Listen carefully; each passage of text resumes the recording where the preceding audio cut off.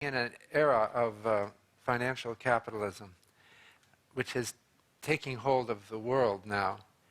All over the world, there are opening stock markets and futures markets and setting up corporations. And at the same time, there's been rapid economic growth through much of the world. But at the same time, people harbor doubts about this. I think that the support for financial capitalism looks fairly secure, but it seems like there's still big doubts. Finance is too fundamental to our civilization. All of our activities are moderated by financial arrangements. And practically anything good or important that people do is going to go through the financial sector. We need to think of finance as something that manages and maintains our goals. Each of us has his or her own goals in life, but in order to coordinate those and make things happen, we need knowledge of finance. And the proper reaction to Occupy Wall Street shouldn't end with protests. What's the next step? The next step, I think, is changing our financial institutions. But that requires some knowledge and understanding of the institutions. It involves getting into them and changing it. So I don't think that there's any moral dilemma about finance now if we take the right attitude. Financial institutions are an invention, a complex invention that facilitate human activities and attainment of human goals. And these inventions are constantly being improved. We're likely to see an acceleration of the rate of improvement because of our new information technology now, and also because of our better understanding of human nature through the rapid advance in study of behavioral economics, behavioral finance, neuroeconomics. We understand people better, and we understand that people are complex. They can't be reduced to a simple model. People have generous sides to them, and they have a selfish side to them. And they have many patterns that are characteristic of our species. Modern civilization manages to minimize the impact of our aggressive or antisocial characters and encourages our cooperation. Financial institutions are involved in doing that. I'm trying to dispel skepticism. In fact, skepticism that I felt at myself at times, about all this financial innovation, about what has happened in the past and what will happen in the new information age. We need to democratize finance, and we need to humanize finance, make it work more for our goals and make it work for real people. I think that philanthropy is essential to capitalism because some people make large fortunes, and they can't possibly consume it. You have to give it away. And the problem with capitalism as we have it today is that often people make large fortunes, and they get so involved in the game of making a fortune that when at the end of their life, they have no idea what to do with it. And it just goes to random heirs. It doesn't make any sense. So capitalism has to incorporate philanthropy more. But the problem is that philanthropy is not very satisfying in its present form, or it's not as satisfying as it could be. The original ideas that promote our financial markets is that somehow motivates people. People watch the stock market every day. I don't know, it's something that makes life interesting. People like to accumulate, and they like to build something over their lifetime. So we have to somehow guide that and direct that to something better. So I had an idea for another kind of form of business. I call it a participation nonprofit. This would be, say, a hospital or a school, which is normally often a nonprofit, but it would be taking donations in a different form. The donations would consist of selling shares. Okay. Now remember, this is still a nonprofit, but instead of giving money to the nonprofit, you buy shares in it. I'm hoping they would be tax deductible as usual. And then the shares receive a dividend from the profits. But they don't go to you directly. They go to a special closed account in your name, which allows you to use those profits for any charitable purpose. But you've committed yourself, when you bought shares, you've committed yourself to being a philanthropist. Nonprofits function well because the public respects them and thinks that they are good, and they will be generous to them and support them in many ways. So it has that benefit. But it also has the accumulation benefit that you can watch your account grow through time. And then I'm thinking people are fundamentally egotistical. They try not to reveal that, but there's a human side. Everyone has an ego. So people can use their thing for charitable purposes, even in an egotistical way. Your dividends, you could give the money to some university and name a building after yourself, if it were that big an amount. So I think that people have the same acquisitive feeling satisfied by donating to a participation nonprofit. Government finance is very traditional today, all over the world. Government, most of the time, just issue straight debt. It has an interest rate and it has a term. Companies do that too, but they don't just restrict themselves to straight debt. They also sell shares, and they have many other forms of options and swaps and the like. So my proposal is that the government should get a little bit more sophisticated in its financing and start selling shares. So the government should issue 1/trillionth share of their GDP. The shares would pay a dividend. Last year it would have been something like £1.80, which is 1/trillionth of the UK GDP. But in coming years it could go up or down with the whole economy. This is like a stock market. These things would have a price in the market, they'd be tradable, but you would be actually trading the UK. Now, why is this a good thing to do? There's a lot of aspects to this, but it involves managing the risk to the government.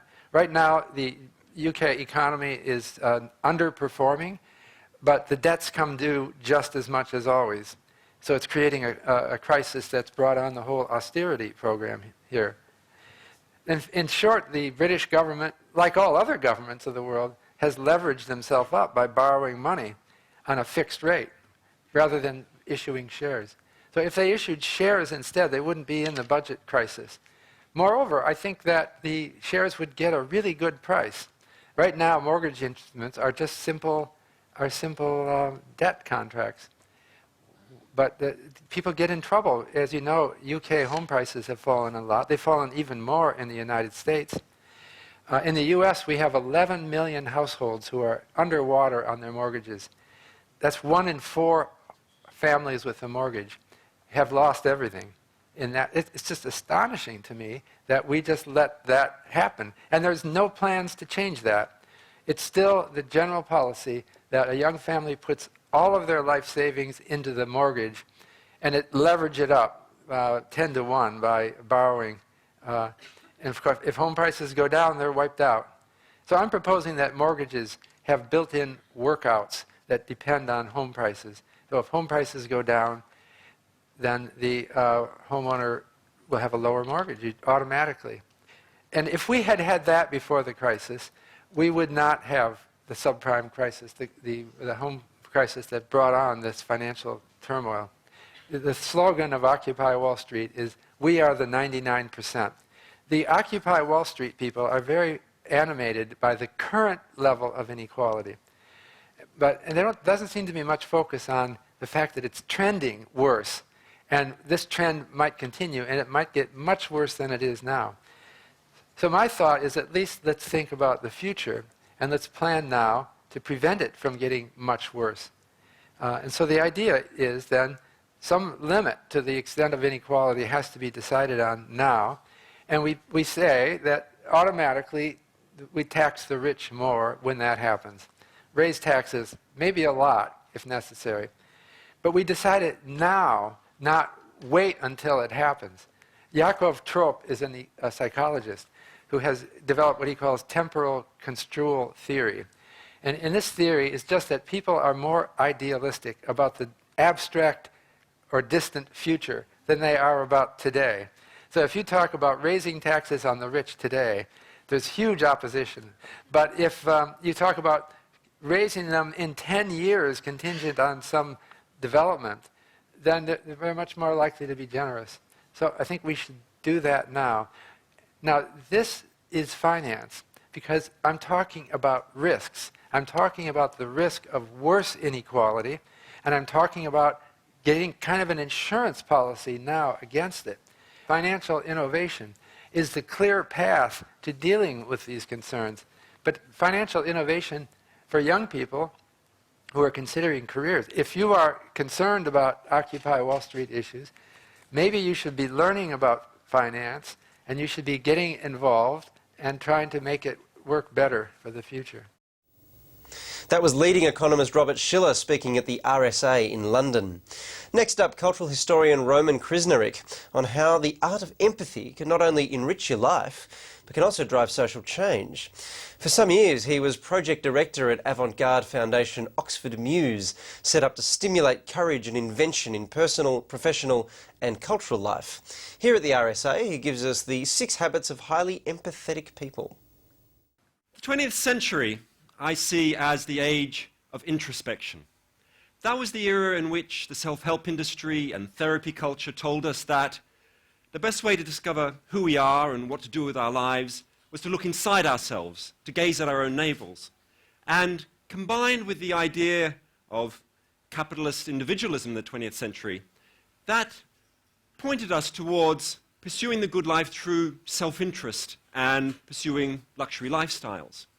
And what we've discovered, of course, is that that has not delivered the good life to most of us. So the 21st century needs to be different. Instead of the age of introspection, we need to shift to the age of outrospection. And by outrospection, I mean the idea of discovering who you are and what to do with your life by stepping outside yourself, discovering the lives of other people, other civilizations. And the ultimate art form for the age of outrospection is empathy.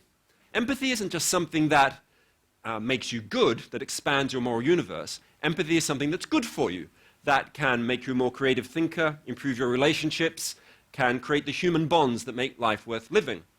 But more than that, empathy is also about social change, radical social change. A lot of people think of empathy as sort of a nice, soft, fluffy concept. I think it's anything but that. I think it's actually quite dangerous, because empathy can create revolution.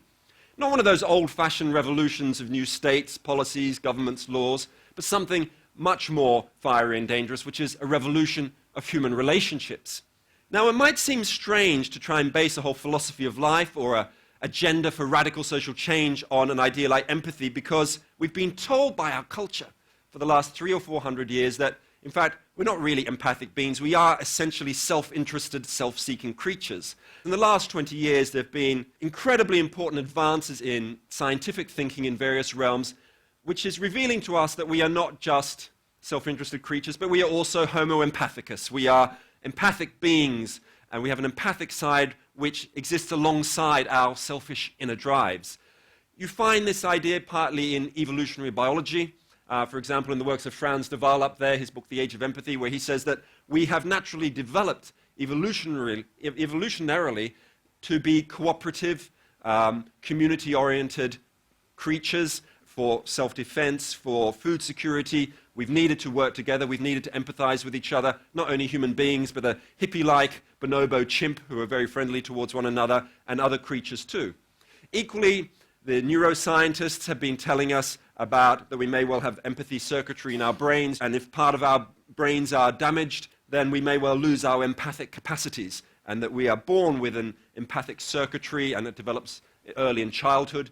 Psychologists, of course, have been thinking about empathy, writing about it for over a century, but it's in the last couple of decades, again, there's been a new wave of research showing that even 2-year-olds have this ability to step into the shoes of another person.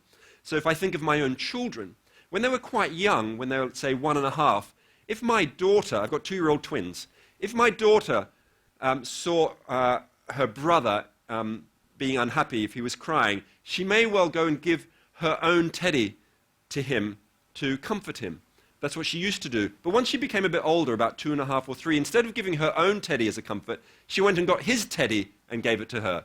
because she had then made that cognitive leap that what really mattered to him was his own comforting toy.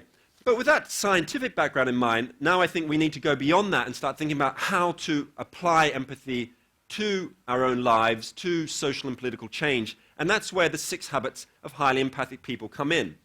The first one is to cultivate curiosity about strangers.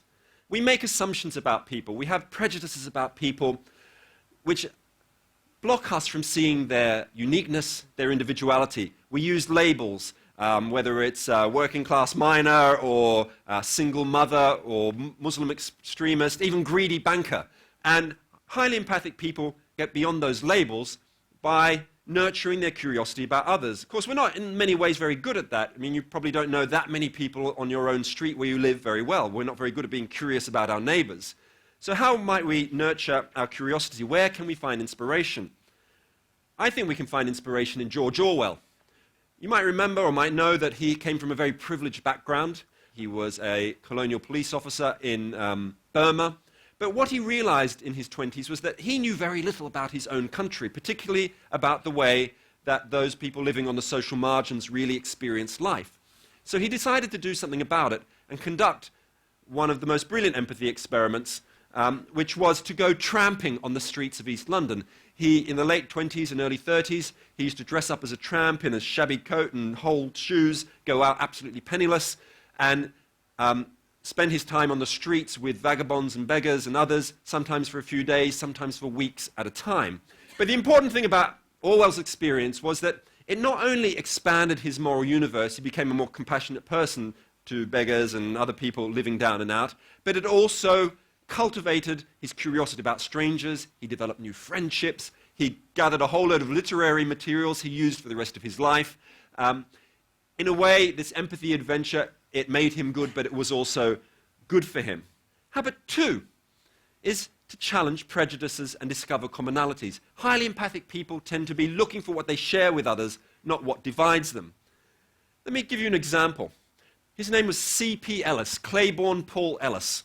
He was born in 1927 in the county of Durham, North Carolina. He was from a poor white working class background, and like his father before him, he decided to blame his problems on the African American population, on black people. And like his father before him, he joined the Ku Klux Klan. He rose through the ranks. He became the exalted Cyclops of his local chapter of the Ku Klux Klan. C.P. Ellis was invited to a community meeting in his town to tackle racial problems in schools. He was invited because he was a prominent local figure. He was elected co-chair with a woman who he hated with a purple passion, which was this black civil rights activist, Ann Atwater. And they thought there's no way that they're going to be able to work with each other. But something astonishing happened. They spent a few days trying to recruit people onto their race committee. C.P. Ellis went out knocking on doors of his white supremacist friends, and he came back and said to Ann Atwater, you know, I've been knocking on the doors, and nobody wants to talk to me. No one wants to be part of this because I'm spending my time with a black civil rights activist. And Ann Atwater said, same thing happened to me. I've been knocking on the doors in the black community. No one would speak to me because I was speaking with a known Klansman. And then C.P. Ellis said, you know, my son came home from crying from school yesterday because a white liberal teacher made fun of him because of what I was doing working with you. And Ann Atwater said, yesterday the same thing happened to my daughter. She was being made fun of by the kids at school because I was spending my time with a KKK member. They discovered they had things in common. They actually discovered, more importantly, that they shared the oppression of poverty. This encounter exploded C.P. Ellis's prejudices. He recognized that he shared a lot with this other person, that she was just another human being. In fact, at the end of the 10-day community meeting, he stood up in front of 1,000 people and he tore up his Ku Klux Klan membership card. He later became a prominent civil rights activist, a leader of a union that was 70% black, and they became friends for the rest of their lives. But it's an example of the way that even the greatest prejudices can be overcome with an empathic connection. Now, I've talked quite a lot about really the attitudes required for empathy, but what about in practice? What should we really do to become more empathic in our imaginations? I think we need to get into extreme sport. Not the normal extreme sports of ice climbing and abseiling and so on, but the extreme sport of experiential empathy, really trying to be in somebody else's life. The woman up there on the screen, her name's Patricia Moore. She's now a very famous US industrial designer. When she was 26, she was working in New York for a firm called Raymond Loewy, who invented the Coca-Cola bottle and the Shell logo. And she was in a meeting with some of the partners. She was the only woman working there at the time in the 70s. And in this meeting, when they were talking about the design of fridge doors, she said, couldn't we design the refrigerator door so that someone with arthritis would find it easy to open? And one of the partners at the meeting said, you know, Paddy, we just don't design for those people. And she was incensed by this idea that these elderly people would be ignored in the design process. So she decided to conduct an experiment really worthy of George Orwell. She decided to dress up as an 80-year-old. She got a professional makeup artist to make her look 80 years old. She put on thick glasses, which were distorted so she couldn't see properly. And when she went out into the world, this is what she looked like.